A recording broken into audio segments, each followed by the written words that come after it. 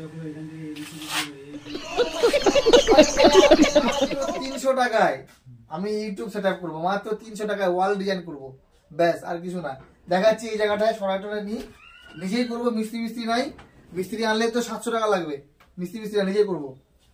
দেখা যাচ্ছে কিনা জানি, অন্ধকার ঘরটা পরে লাইটও লাগাবো, তখন দেখাবো ফাইনাল লুক।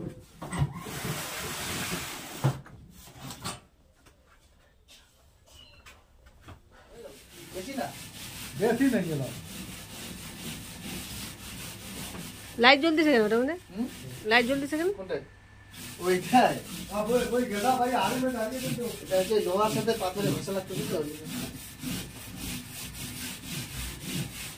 আমার বর ইউটিউব সেটআপ বানাচ্ছে, শান্তি হচ্ছে না। বছরে মনে হয় 4টা বদলাইলো। প্রথমে পুকুর পাড়ে করতো, তারপরে ঘরের পিছনে দেওয়ালে, তারপরে সাইড রুমে করলো, সেখানেও হলো না, এখন এখানে।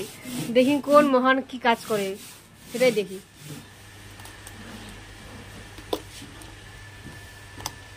মিস্ত্রি যত মিহি করে হবে তত পুটিংটা ভালো হবে,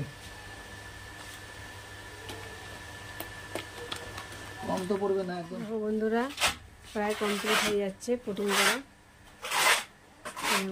পুটিং করে অল্পটা করবো, পুরো দেওয়ালটা তো করে দিলাম। করে দিলাম, কাগজ যদি বাঁচে তো পুরোটা ইয়ে করে নেবো।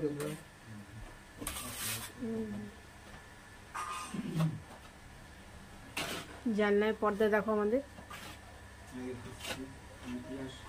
তো এটা করছে এখন।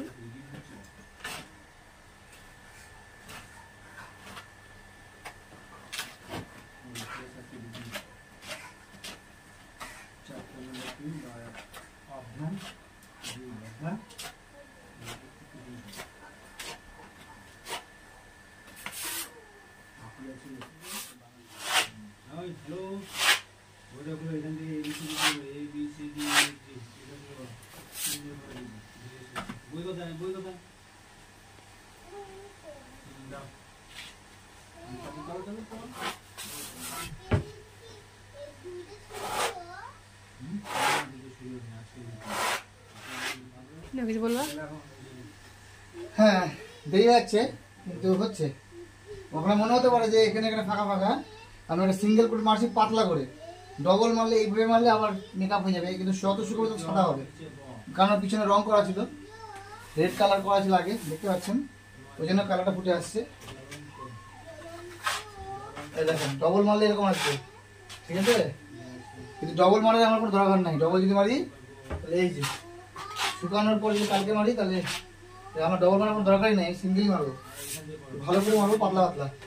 আমার উদ্দেশ্য হচ্ছে শুধু পিছনে ওয়ালপেপারটা লাগানো, নাকি কোনো ফিনিশিং করা। আমি ফিনিশিং করবো না, ফিনিশিং ওদিকে করা আছে দেখে নেন।